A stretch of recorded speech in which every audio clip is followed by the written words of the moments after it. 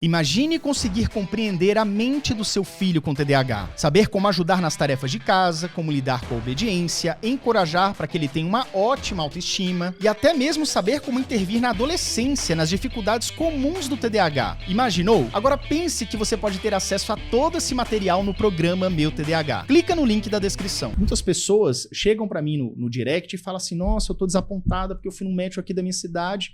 E aí eu tenho muita suspeita de que tenho TDAH, mas aí eu contei as coisas e ele falou: não, mas você não tem TDAH porque você é formada em curso superior, como se fosse uma sentença. Você só pode ter TDAH se, somente se, você não tiver um diploma. Então isso é um absurdo. Então, gente, o TDAH, ele tem que entender que ele tem que trabalhar na sua zona de desempenho. É assim que você consegue progredir. Então, com foco nisso, você pensa: beleza, o que eu dou conta de fazer aqui muito bem? Faça. O que você não dá conta, tenta terceirizar, peça ajuda e vai construindo a várias mãos. Eu acho que esse que é o ponto que o TDAH tem que entender. Eu acho que ao longo da minha vida, sem mesmo saber disso, eu fui criando alguns mecanismos, né, para conseguir concluir e realizar as minhas coisas. Então, o fato da minha família ser bastante assim estruturada e exigente, então tinha um controle externo para que eu continuasse fazendo as coisas. Então, sou formada em piano, sou formada em inglês, minha mãe e meu pai estavam aqui, ó, te levo, te busco. Tava em cima. E era coisa que eu gostava, não é que eu não gostava. Então, uniu o fato de que eu gostava. E aí, para realização, eu tinha esse controle externo. Eu nunca tive muita liberdade, assim, graças a Deus, porque eu acho que realmente eu não teria feito nada, né? Teria soltado para lá, né? Não, totalmente. E na faculdade, eu também gostava, eu fiz direito, eu gostava do tema, eu gostava de estudar sobre, eu gostava de me empenhar ali, eu não tinha problema com isso, eu gosto de leituras. De novo, meu problema era disfunção, né, executiva e organização. Quando eu fui prestar vestibular na época, eu fiz mais ou menos um raciocínio estratégico também de: olha, a parte lógica, eu sou o ó do borogodó. Não vai rolar. Não vai rolar, não vou conseguir me empenhar o tanto que eu preciso, né? Então, eu estudei as provas dos vestibulares, que eu queria passar em universidades públicas, e passei, né? Então, eu estudei as provas e vi temas que sempre caíam.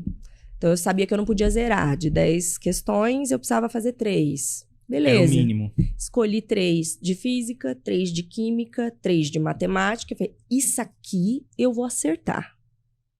Aí eu vou pegar aquele pedacinho, essas pra eu não zerar. E vai ser meu máximo.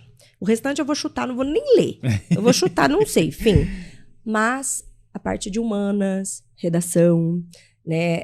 Essa parte é meu forte. Uhum. Isso aqui eu vou engolir, porque aí isso aqui eu tenho que gabaritar pra compensar. E foi assim que eu passei em todos os vestibulares. Com estratégia. Com estratégia. Eu desencanei do restante ali, porque eu não tinha interesse, eu não conseguia engajar, não conseguia me manter, fim. Uhum. O restante, que já era do meu interesse, eu engajava. Eu ficava horas lendo, horas estudando, ouvindo sobre e tal. Então, passei nos vestibulares que eu prestei. Mas aí, de novo, aquela sensação assim, sorte, né? Sorte. Tipo assim, a Mirella é tão inteligente, mas, sabe, relaxada, não se empenha, né? Tipo, responsável, né? Não realiza, mais ou menos assim. Então, na faculdade também não foi um problema para eu me formar, porque eram coisas de muito interesse. Então, eu não era aluna brilhante, não é isso. Mas eu era mediana, entendeu? De novo, o que me fazia decair era nunca lembrar quando tinha prova, não entregar o trabalho, fazer nos 45 do segundo tempo, né? Essa era eu. Era sempre ali nos 45 do segundo. Então, entregando a menos, realizando a menos, né? Mas tá, mediana. Então, foi. Você tá entendendo? Foi. E essa sensação mesmo de sorte. Sorte, né? Quando eu fui fazer as provas da OAB também, que passei e tal. De novo, sorte e tal. E isso me perseguiu ali a vida inteira. E quando eu fui para advocacia particular, e eu fiquei 11 anos ali no escritório, tudo começou a degringolar bastante. Por quê? Cada um faz seu horário.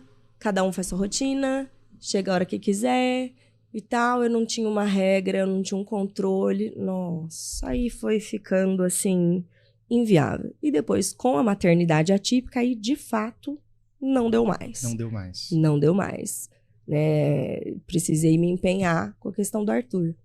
E aí é engraçado porque a primeira vez na minha vida que eu me senti competente foi na linha de frente de tratamento do meu filho. Eu tinha planilhas, registros de horas de intervenções, né? A gente fala muito de intervenção intensiva para o autismo, e de uma média de 40 horas aba por semana. Eu era louca das 40 horas, eu completava. Pensa, a primeira vez na minha vida eu ticava as coisas, as listas. Por quê? Tava toda organizada, né? O que mudou? Então, porque era o meu hiperfoco, isso virou o meu hiperfoco. Exato. Estudar sobre autismo, entender o neurodesenvolvimento, entender o meu filho, forma de estimulação, era só o que eu vivia.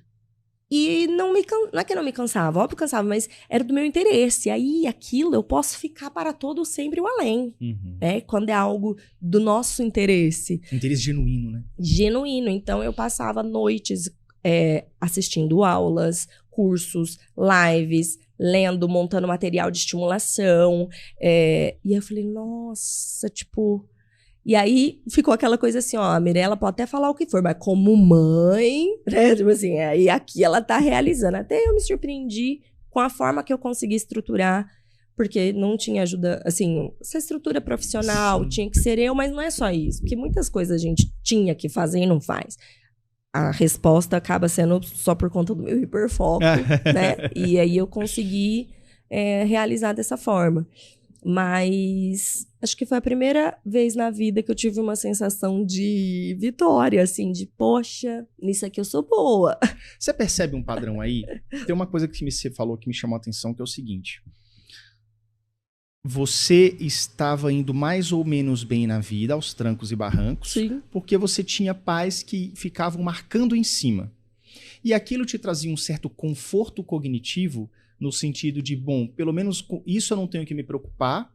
Se eu só seguir as orientações deles, os comandos deles, eu vou me formar no piano, eu vou entrar na universidade, eu vou fazer minhas coisas, né? Que foi o que você viveu na sua infância e juventude.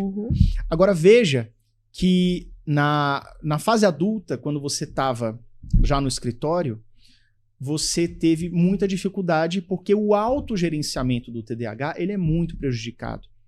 O autogerenciamento, autopercepção, a percepção temporal, ela é meio distorcida. Total. Atraso, você deve ter passado por muito atraso. Não, só a vida. Sempre no quê? Pensa. Prazos judiciais. Então não era nem só questão de perder prazo, mas porque isso eu me mantinha para não perder o prazo, mas era nos 45 do segundo tempo que eu tava cumprindo. E isso não é uma questão de falta de interesse, de desleixo, nem nada disso. É uma questão de que simplesmente acontece, você vai tomar o carão, a bronca, mas na semana que vem você vai fazer de novo. É uma coisa que tá meio selvagem, fora do nosso controle.